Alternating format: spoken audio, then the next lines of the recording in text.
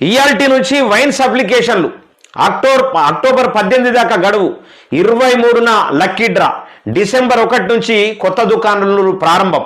మొత్తం 2620 లిక్కర్ షాపులకు నోటిఫికేషన్. గౌడ్స్కు 393, ఎస్సీలకు 262, ఎస్టీలకు 131 కేటాయింపు. అప్లికేషన్ ఫీజు 3 లక్షలు. ఒకరు ఎన్నైనా అప్లై చేసుకోవచ్చు. 2 లక్షల దాకా అప్లికేషన్లు వస్తాయని అధికారుల అంచనా.